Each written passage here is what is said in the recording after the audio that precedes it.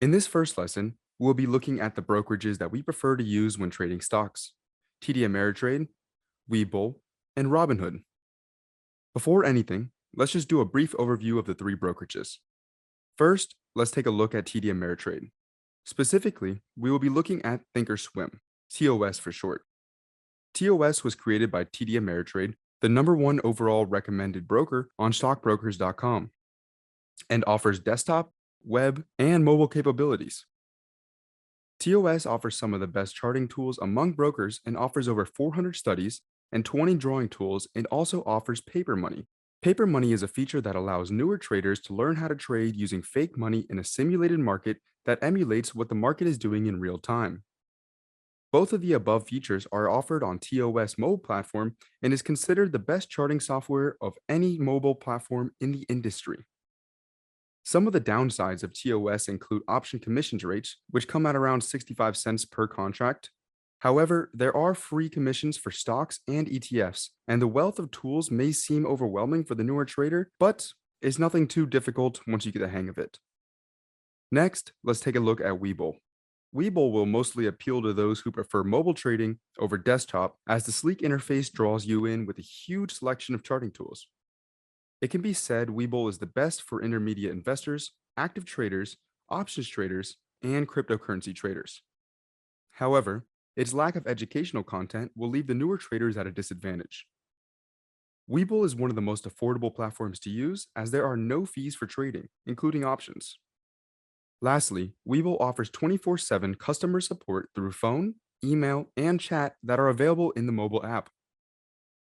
Finally, let's go over Robinhood. Robinhood will appeal to all new traders who prefer simplicity in a mobile app. Although Robinhood is lacking in the charting tool and technical aspect of brokerages, traders will find that executing orders on Robinhood is actually very easy to do. Robinhood offers commission-free trading and a Robinhood Gold membership where traders have the option to see level 2 data, get access to instant deposits, and more for a monthly fee of $5.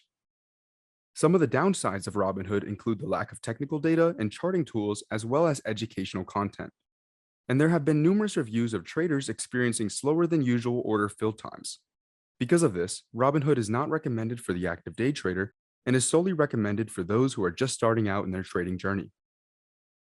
Now that we have a strong overview of the three brokerages, let's compare them to each other and you can decide which you would like to use as your brokerage. Let's use a nice visualization like this Venn diagram here to compare the three options that we have presented for you. In each of the circles, we of course have TD Ameritrade, Webull, and Robinhood. Let's start off by assessing investor levels typically associated with each brokerage. For more casual investors, Robinhood is best suited for this as the user interface is extremely easy to navigate.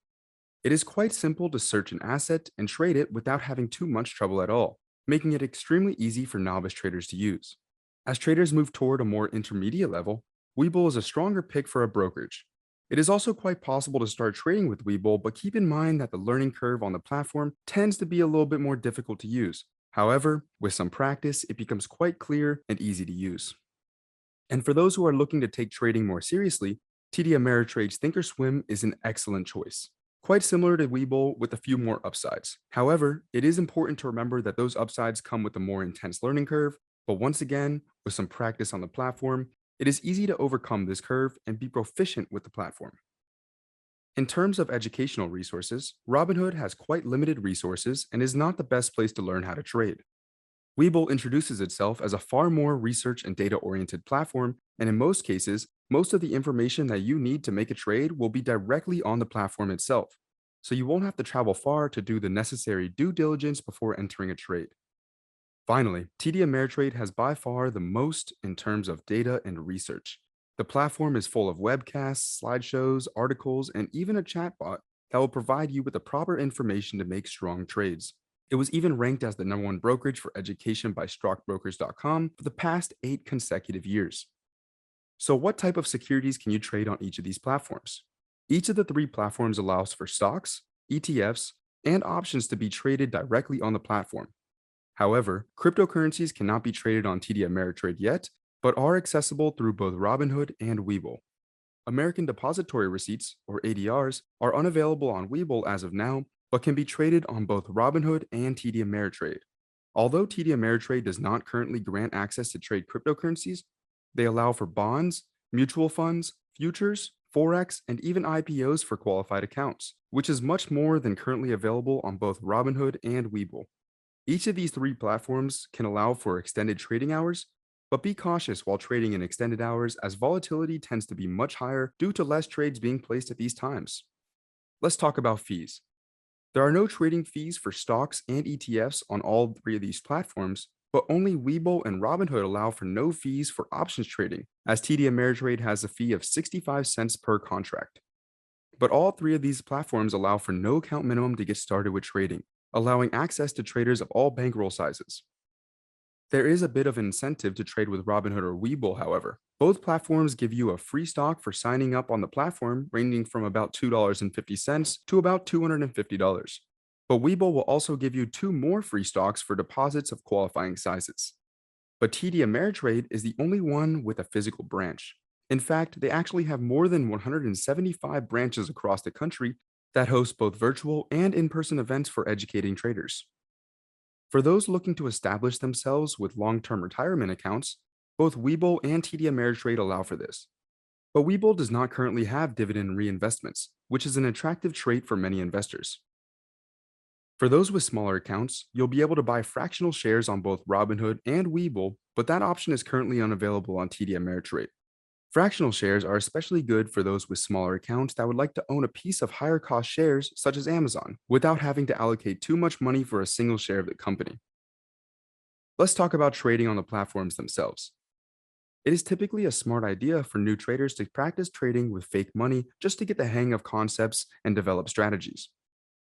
This can be done through paper trading, which is offered on both TD Ameritrade and Webull. Unfortunately, Robinhood does not currently offer this ability. Also, Webull and TD Ameritrade offer great charting and screening software to assist with technical analysis, which we will delve into in further detail in the next module. But the ability to both paper trade and have access to data trading software on TD Ameritrade and Webull make them extremely suitable for active trading, which is trading based on technical analysis and determining entries based on momentum or indications of a large move.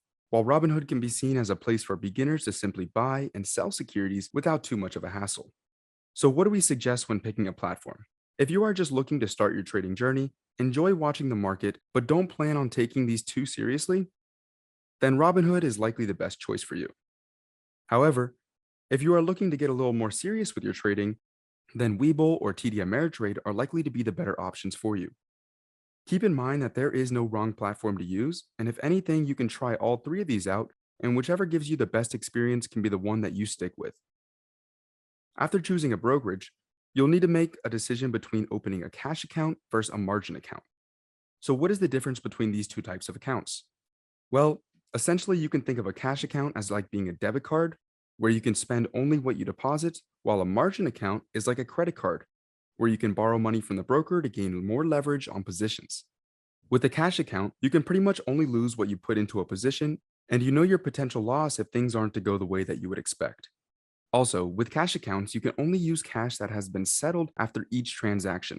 The time to settle tends to be about 1 to 2 days depending on the brokerage you are using.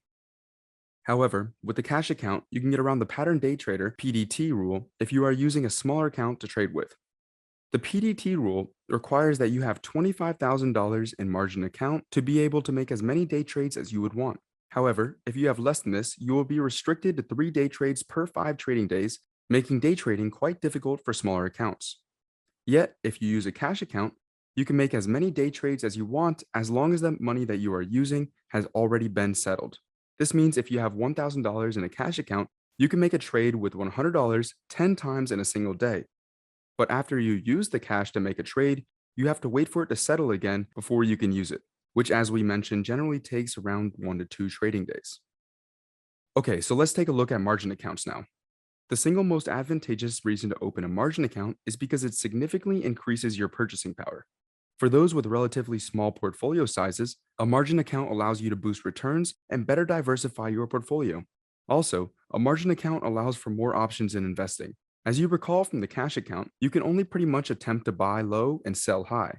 With margin accounts, you can actually bet against stocks by short selling them through borrowing shares. But what comes with using margin is a severe increase in risk. It is possible to lose more money than your initial investment when you buy on margin, as you can lose your own investment plus the money that was loaned to you to establish the position. And if you do not add funds to your portfolio after you have lost funds from the loan on a trade, the broker may liquidate some or all of your position in order to protect its loan. Also, another downside to using margin is that you'll have to pay interest on the loan as well. Most of the time, the interest rate is about 8% a year on the amount that you borrow. So keep in mind, if you do not think you'll be making back that additional 8% in profit each year, then buying with margin might be a poor decision. Both account types have their upsides and downsides, but before making a decision, make sure you fully understand the risks involved and remember, never risk more than you are willing to lose in financial markets. Anyway, that will bring a wrap to the first lesson of the Syndicate Academy. In the next lesson, we will be talking about types of security trading.